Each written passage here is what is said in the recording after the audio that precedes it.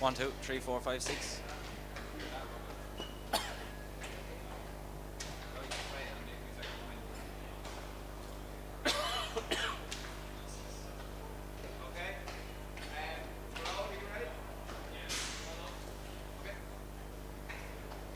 Hello, you're all very welcome to our preview here of the Pettit Senior Hurling Championship final between Navan of Gorey and the Shell Maliers. Joining me now is a very distinguished cast of experts on the subject: Tom Dempsey, Ed Rowsome, Davy Fitzgerald and JJ Doyle. Tom, first of all, isn't it marvellous to be here on County Final Day, and we should be in for a great game?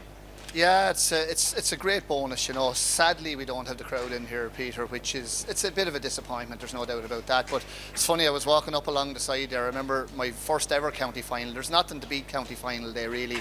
But I was going down along the stand. We were playing Owler, big crowd, and I was waving at somebody in the crowd. Tony Dorn was standing beside me. I got a good bang on the behind with the hurl off Tony and told to refocus on what you're doing. And that time, I remember I was 17 years of age. I was no nerves whatsoever. But as it went on, you got a bit older. The nerves are there. The lump is in the stomach. But it's a wonderful setting. Pitch is perfect. There's a breeze going down. I don't like a breeze on the day, but it's just great to be here. And I hope as many people get to see the game as we would like, you know, because I think we have a fascinating battle ahead. And Ed, I think you said to me earlier on that you haven't missed a county final since 1978. A lot of people watching won't be thinking that you were even born by 1978, Ed. Oh, well, I was born by 1978, unfortunately, yeah. I remember being over on the far side, and I remember Phil Wilson coming on for the Rapparees, and I remember someone saying that Phil Wilson was an All-Ireland medal winner. His name meant nothing to me at the time, but I've since realised what a great player he was, you know. But that's the first one I remember, and I remember 1980, I remember Mick Butler hitting Martin Quigley, and he getting badly cut, and the actual Red Cross put the cap on Martin Quigley to protect him from bleeding more, you know. It was very funny to look at, but that was Buffers Alley and Rathmore at the time, you know.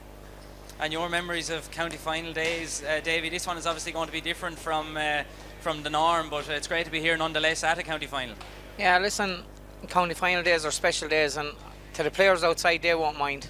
They're 15 and 15 out there, they'll be giving it a go, so they're happy to be out there.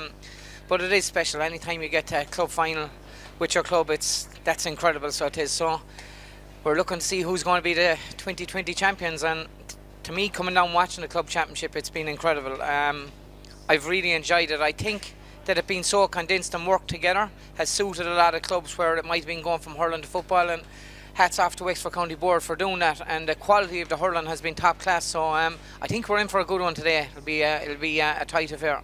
And as Davey just said, JJ, we've seen a very good championship so far, and I'm sure this final is going to emulate what's gone before in terms of quality. Yeah, Peter, the last 6 weekends there of hurling, it's just been from the very first game in Belfield between the Ans and Rathmore, it just set the tone for what's been a really, really good championship. And I'd say you could count on one hand poor games that have been held in any division, senior, intermediate A, you know, even down to the junior. There's been some absolutely cracking games. So yeah, looking forward to a really good game out here today. I think the Shells probably coming in are the form team. Gorey maybe have been struggling a little bit for form, but they're here on county final day. It's a 50-50 game, and you know, it's whichever team probably turns up on the day is going to win it. And Tom, where do you see the game being won and lost then? Yeah, well, I suppose, Peter, you can look no further than Conor MacDonald, Cathal Dunbar, those kind of guys in the forwards. I'm very impressed. I think Patsy Malloy is a lot tougher. I think sometimes county finals throw up maybe one fella. Patsy's a very young fella, minor last year. Throw up an odd fella that's kind of hasn't been really seen before, kind of as such, you know, and that might be the case today. But certainly the strategy on how Shells cope with that full forward threat of Conor MacDonald is going to be very, very interesting.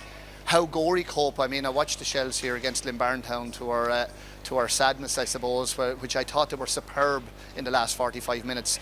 But they really played like the modern team plays, like the modern running off the shoulders, getting your kind of half-backs up the field. Sean Keane, Carroll, the likes of Joe Kelly, superb hurlers. And in fairness to Ross Banville, there's one thing that Gorey will have to be very, very careful today. If they give away frees, it's like just putting a point on the board with this young man, because he's probably one of the best free takers I've seen over the last maybe 10-12 years in Wexford at the moment. There are so many intriguing battles. Midfield is going to be very, very interesting, and you know, I've always been a great admirer of Owen Doyle, and he's the captain today of the Shelmaliers. He just controls the thing. He does things very, very effortlessly. He's very kind of almost in slow motion, even though he's not, and he picks out a lot of ball. But there's going to be an awful lot. I think one of the key things for Gorey today, I feel, is their form hasn't been good coming into it. And if they can get that little bit of a spark, albeit without Owen Malloy, who's a big loss, you know, it gives them a good chance. But I think JJ is right. The Shells are the form team going into the game today.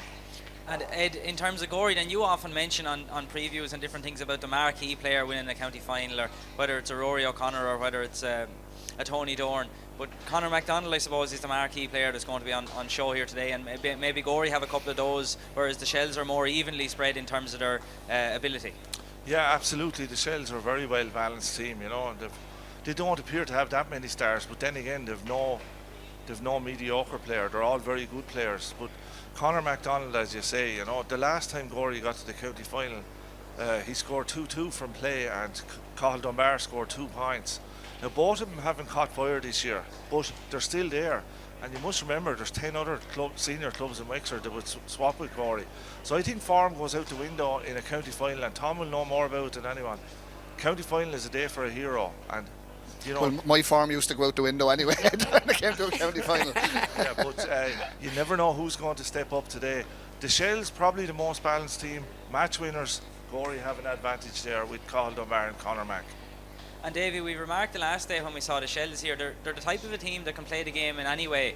They can play the short pass and running game. They have lads that are able to win the ball in the air if they have to send it in long. Whereas Gorey, I suppose they're similar in ways as well. They have plenty of lads able to run with the ball, but they're also quite good in the air. Yeah, I like when the Shells play it short. I think it really suits them.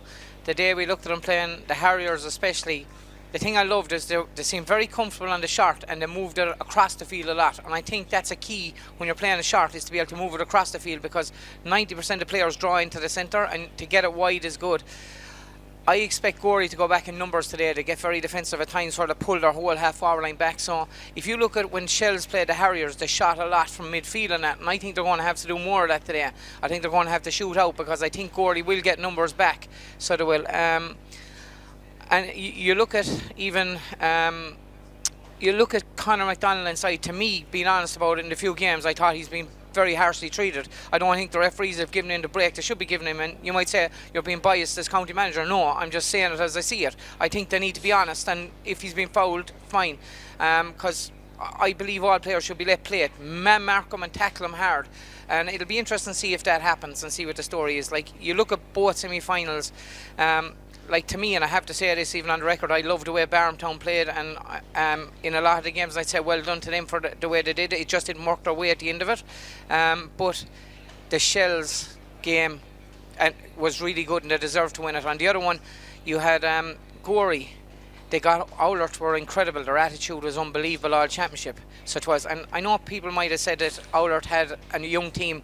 They had a lot of experience. Owlert had in that team, being honest about it. Played in county finals and won them. But Gorey found a way to win it. So can you really call this today? I don't think so. I'm finding it hard to get a winner here, which is great. We're coming to county final and we're not sure who's going to win it. So can't wait to see what happens. Well, I'll come back to you in a second to call it. You won't be getting away. Sitting on the fence. But JJ, what you've heard from the lads there, like it's we all thought, I suppose, in terms of the Shelmaliers and Glenbarntown, that it was going to be a very tight game. The Gorey and Owlert game turned out to be a tight game. It has been a tight championship, and do you see it being a tight final?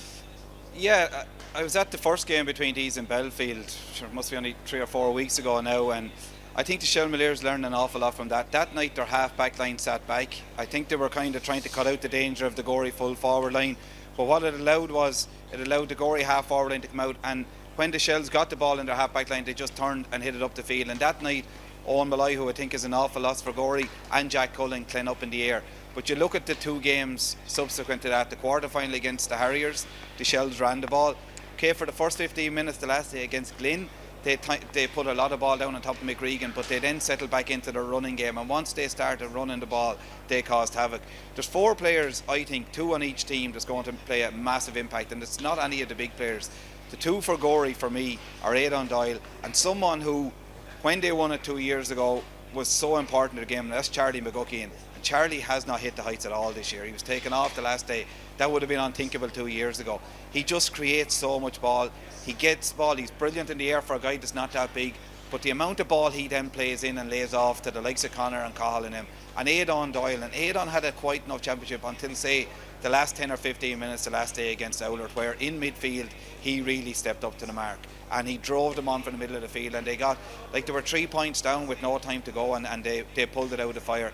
The two for the Shells are Conor Hearn in midfield. I just think he's had an unbelievable championship, bar the first 15 minutes here the last day. John Lacey dominated the middle of the field until the water break, and then Conor Hearn just took over, and his running power, he's on the breaks. It's like at times there's two of them on the field, the amount of ball he gets on. And the other one, and it's the guy that's never mentioned, and I had him for 3 years with the under-21s, is James Cash. The amount of work that James Cash gets through in a game. He would say himself he's not a great scorer, yet he scored 1-1 the last day. He scored 2-5 in the whole championship.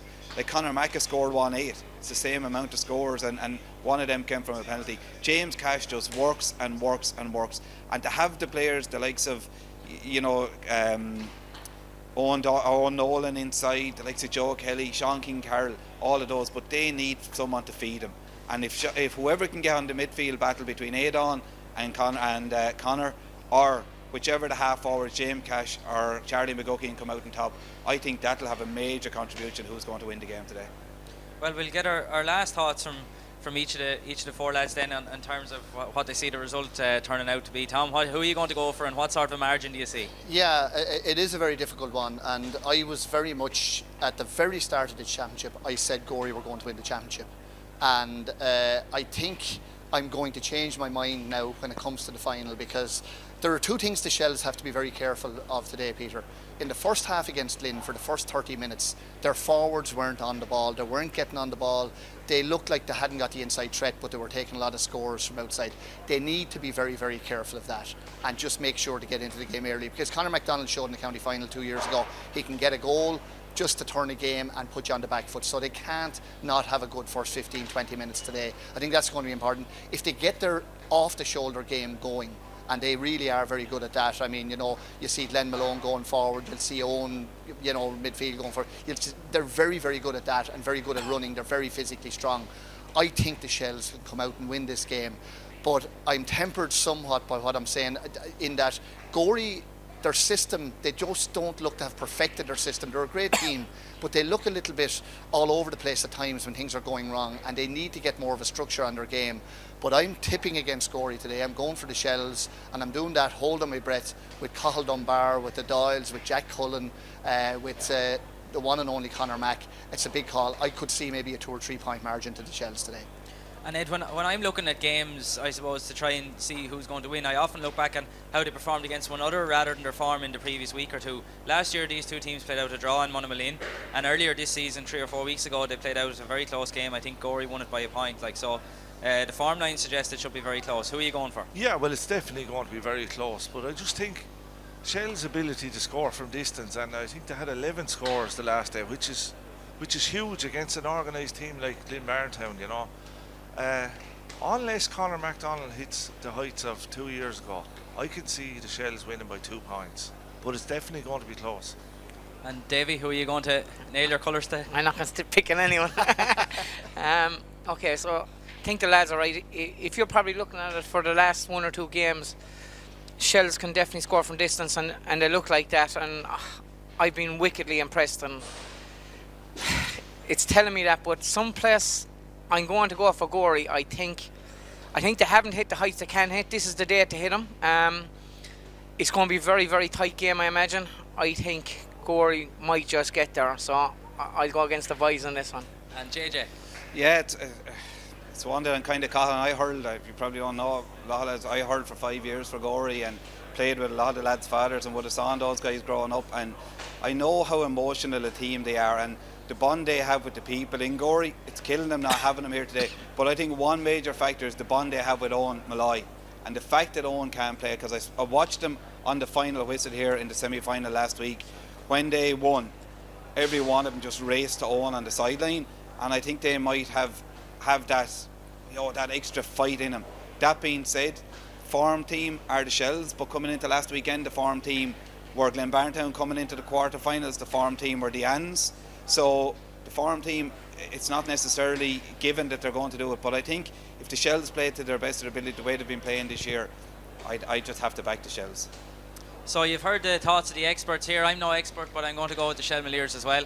In terms of conditions here today, the wind, there's a small breeze blowing from the Clonard end towards the Wexford Town end, but weather seems to be set fair. There doesn't seem to be too many rain clouds on the way. Hopefully we'll have a dry game, and best of luck to both sides involved, and thanks very much to the four lads for their contributions.